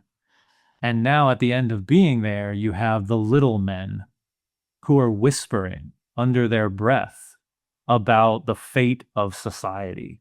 They're making the biggest decisions that we can imagine, but they're doing it very quietly, in secret, right? As they're literally carrying the body, of their previous leader, It's perhaps. the passing of the torch onto this new mythical being that everyone else has built up. Everyone gave him the pat on the back.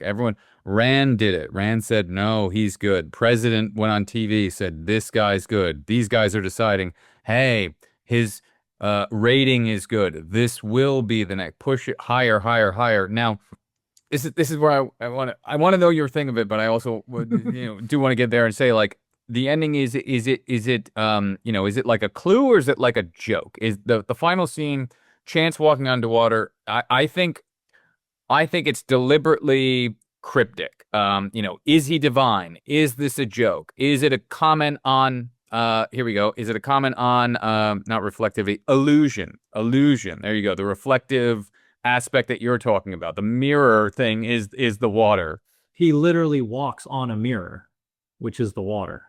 Is the mirror.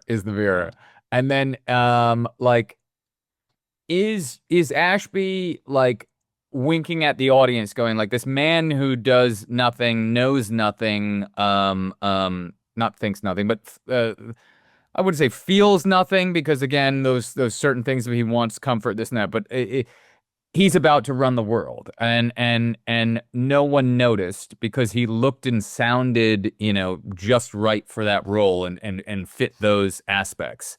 I kind of just want to leave it at that, and then I'll go into what I kind of feel. Is it a clue or is it a joke, the ending of the movie? Okay, I want to hear your thoughts on this, but I actually do have at least a partial interpretation of this. I think that there's the spiritual element, there's this God element of he walks on water. Okay, so that's pretty clear. But to me, there was this other element of he doesn't do that until Ben passes away. It's a passing of the torch, yeah. Until Ben's spirit ascends, hopefully to heaven. God knows what Ben did. He's got some sins in his closet, I'm sure. That's the moment where Chance's divine nature is revealed. And so to me, I said earlier that there was this idea of almost like a flip-flop where Chance kind of takes Ben's place. Yep. One way you could interpret it is that Chance really just doesn't even exist. Not that he's Bruce Willis in The Sixth Sense necessarily. Not that no, he's I'm like with you. not I'm there. with you. Go with it. Yeah, I'm with you. But in the sense that there's, the movie is clearly alluding to there's something sort of magical about him. There's something spiritual about him. He has no past. He's detached, he has this kind of wisdom of like the cycle of life. And like we said, he never really wants anything, He doesn't really have a goal, or anything like that throughout the film. He's just there. He's just being there. He's being there.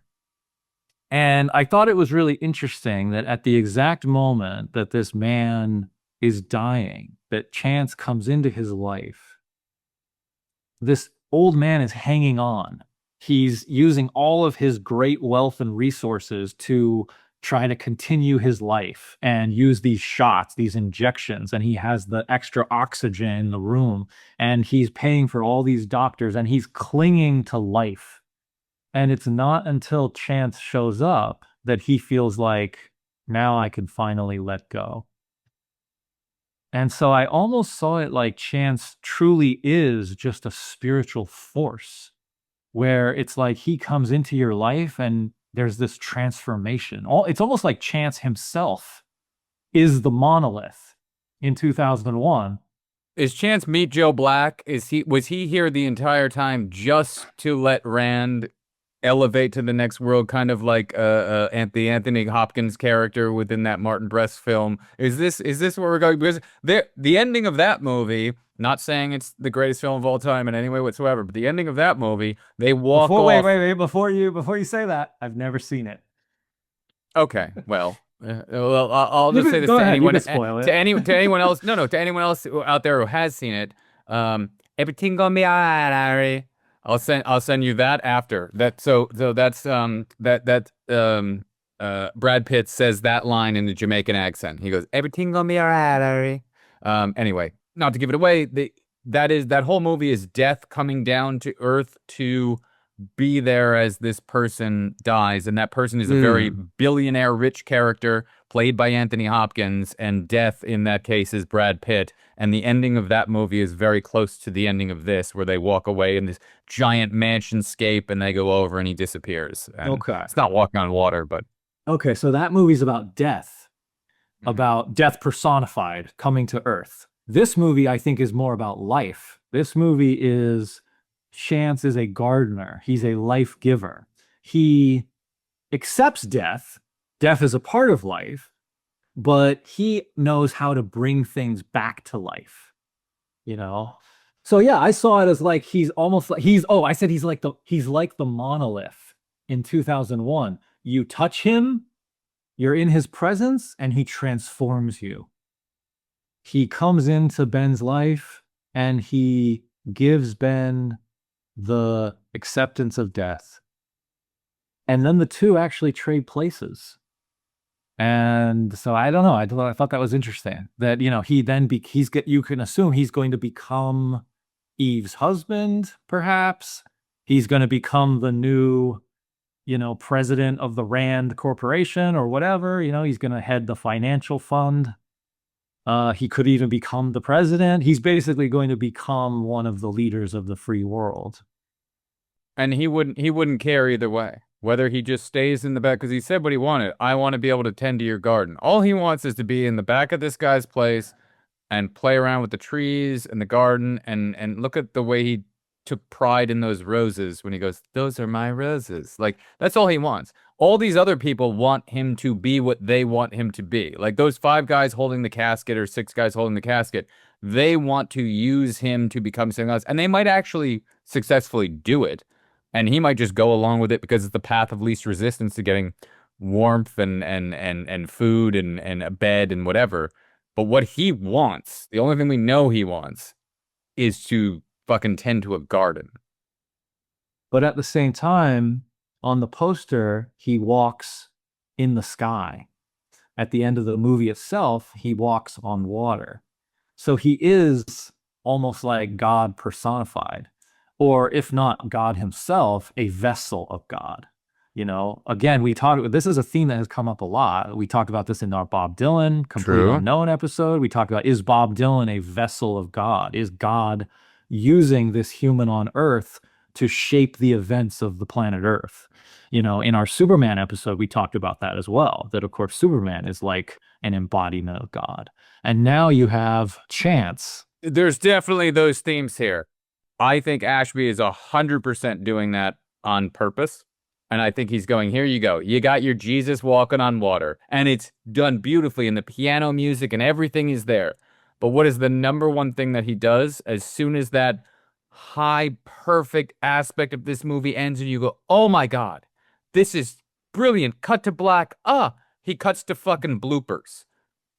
He literally cuts to the fucking blooper reel scene and runs it over the end of the film. He's not going, I'm Eastern European director and I'm going to cut to black and deal with it. Here's my long credits that last 12 minutes. He's like, roll the credits and we're going to really hear the scene that I cut out of this movie, because now I'm going to show you why I cast this actor, and we're going to have fucking Leslie Nielsen type bloopers over my fucking ending credits. He's not taking himself as seriously as the movie ends. He wants to release that and go, hey guys, yeah, I gave you that thing here and I think it's great and I did it perfect, but don't forget who I am. I'm the satirist. I loved that. I thought that elevated the movie even so more, good. Even higher. No pun intended.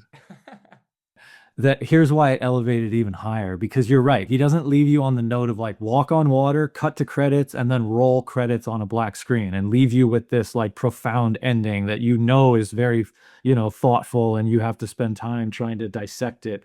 He doesn't do that. He gives you the moment, he gives that to you. But you're right. And he immediately, in a way, undercuts it by giving you the blooper of telling you this is a movie and here's a funny scene where He makes you look in the mirror and go, "You don't forget, you just watched a movie." But here's what I thought was so fascinating about that. And by the way, I want to talk about two more things because we have to talk about, because the last line of the movie too is, I think, one of the best last lines of all time. Life is a state of mind. Life is a state of mind. Okay, so that's amazing, because the way that Chance changes people is he changes their outlook on life. He changes their state of mind. He makes Eve accept herself. Eve says in the movie, she's very insecure and self-conscious, during their love scene. She says, I just want to tell you something, I'm actually very shy. And Chance brings her out of her shell and she accepts herself. And so she changes the way she sees herself. The idea of chance allows her to bring her out of herself is the way that I'd put it, but yes. But he changes her state of Yes. mind. What does he do? He changes the way you think. He allows her to change her state of mind. It's a small, I'm being very Right. nitpicky, but I'm saying it's a very small thing because he doesn't Yes. consciously do it. And he changes the state of mind of Ben. He makes Ben accept death. He changes the way Ben thinks about death. He allows Ben to change the way that Ben thinks about death. I'm being so dick on you, Yes, but I like that. No, you're I'm right. being very pricky. You're right. You're right. And the way you think about something dictates your entire reality. 100%. Yes. And that's why that last line is so incredible. And then the movie does something that you wouldn't think, very unexpected, cuts to those bloopers.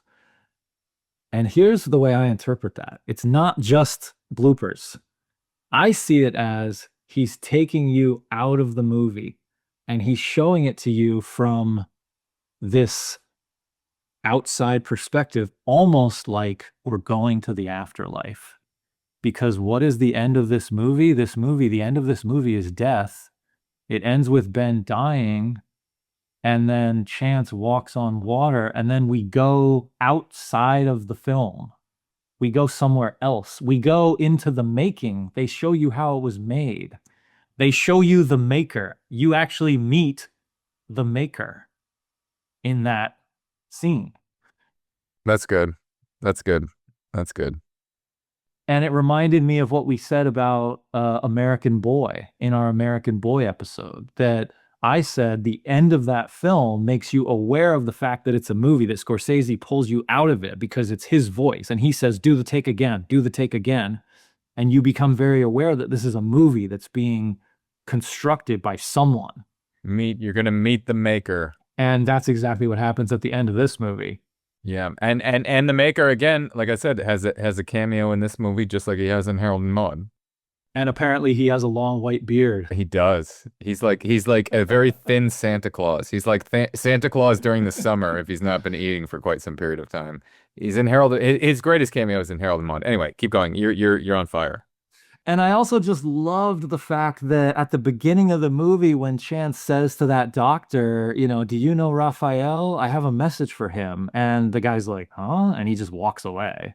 And they never show a follow-up to that, but you get the follow-up. You don't get it until the very, very end. And it's, what's the message? And then you hear him recount the message, but it's done as an outtake. It's done so well too. And it's hysterical. And those are the only jump cuts in the entire film. He's doing over the ending credits. It changes the style of the film to go, let's just jump cut, jump cut, jump cut. Yeah. Oh, wow. I didn't even notice that. Okay. That's really interesting. What do you think? No, I think you nailed the ending of that. I have nothing more to add to that. There's no final thought. I think you elevate it. It's not just a silly gag. It's like a deliberate message from the director. a masterstroke. You know, Yeah. it's consistent with the like I guess the film's theme of my way of looking at it was like you believe what you want to believe, and you know we can crown fools, we can you know create these mythical god figures from nothing.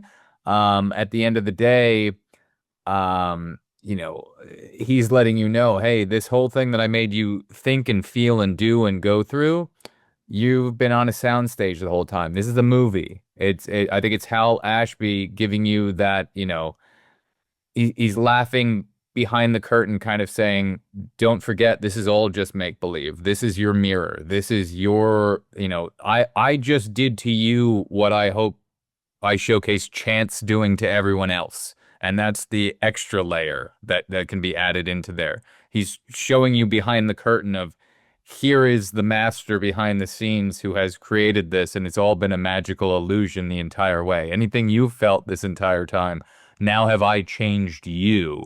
Good night, my friends, and then the curtains close. You know, it's a nice I think you put it better than I did. But I always enjoy our Yeah. conversations. I think we Yeah. went really well on this one. And we did get Kubrick in there for a good like 40 minutes or so, or at least Yeah. 30. Yeah. Yeah. It's a mirror of Chance himself because it's profound, but it doesn't take life too seriously. And on that note, ladies and gentlemen, this is why we have a podcast. He's in the building. I'm the break in the flicker, the cut in the edit, the blade through the credits, the frame they embedded. Light in the distance, persistence poetic. The dark is a prison, I brighten with aesthetic. No stunt doubles, I tumble through trap fights. The scripts in my soul, I control when my track spikes. Whisper in a reel, I reveal with the black light. The dark is a canvas that I carve with the flashlight. Call it a war cry, a cinematic spark. A puzzle in the shadows, a code of the art. It's Andrew and Greg and the legacy embarks. Our voices ignite and we light up the dark. We just finished editing Being There. It's phenomenal. I don't have a tag for after the end credit song. That's funny. See, the episode was so good. I don't even have any little funny bit. I don't have any outtakes. I have nothing, which is ironic because Being There ends with an outtake.